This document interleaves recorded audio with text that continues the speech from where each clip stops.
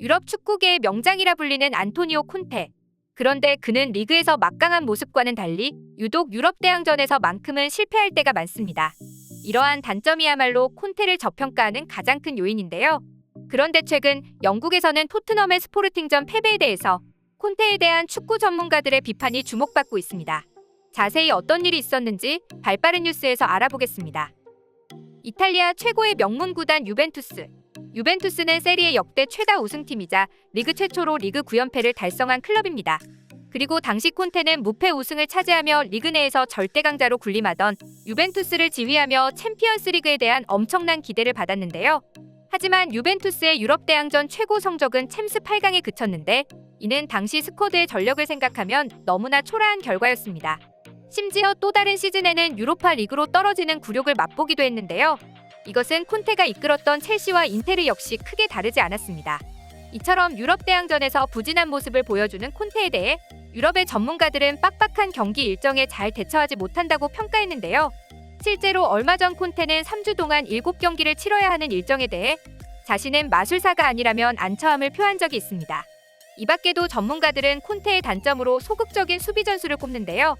콘테의 스쿼드는 전체적으로 압박을 적게 가져가는 대신 볼 탈취는 중원에 맡기고 페널티 지역의 두터운 지역 방어를 구축하는 것을 우선시합니다. 이 같은 방식은 현대 축구에 강한 압박을 하는 수비 전술과는 정반대라는 평가를 받고 있습니다. 따라서 토트넘은 점유율도 높지 않으며 높은 지역에서 역습 기회를 얻기도 힘든 것이죠. 실제로 이번 시즌 토트넘은 거의 모든 경기에서 고전하고 있는데요. 콘테의 극단적인 수비 축구는 상대가 원하는 대로 경기가 흘러갈 가능성이 높은 것입니다. 한편으로 영국 해설자 마이크 로어는 손흥민의 폼이 좋지 않다고 해서 선발 명단에서 제외하면 안 된다고 말했는데요. 손흥민은 최고의 선수이며 만약 당신이 맨유와 맨시티 혹은 리버풀이라고 했을 때 손흥민과 케인 두 사람 중 한 사람을 영입할 수 있다면 대다수의 사람들은 손흥민을 선택할 것이라고 말했습니다. 또한 손흥민은 오랫동안 팀을 이끌었던 충성스러운 선수인데 고작 몇 경기 조용하다고 해서 그를 선발에서 제외하는 것은 어리석은 행위라고 말했습니다. 그리고 과거 리버풀 소속의 스트라이커였던 딘 손더스는 손흥민에 대한 놀라운 발언을 했는데요.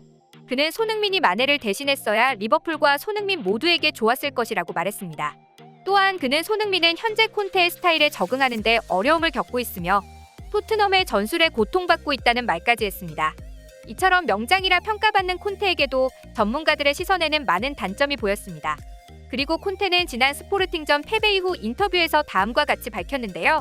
그는 전반까진 팽팽한 분위기였으나 후반전 우리는 득점 찬스를 살리지 못했다고 말했습니다. 덧붙여 그는 챔피언스리그 레벨에서 플레이하기 위해선 높은 수준의 경기력이 필요하고 우리는 더욱 발전해야 한다고 말하며 경기에서 승리하는 것도 중요하지만 지지 않는 것도 중요하다는 소감을 밝혔는데요. 이것은 여전히 콘테가 수비 지향 축구에 중점을 두고 있다는 것을 알 수 있는 인터뷰였습니다. 그리고 평소 불같은 성격으로 유명한 콘테는 이번 챔피언스리그 경기가 끝나고 탈의실에서 선수들을 비난한 것으로 보인다는 소식이 전해졌는데요. 이 밖에도 콘테는 챔스 패배 직후 예정에 없던 오전 훈련을 진행했다고 합니다.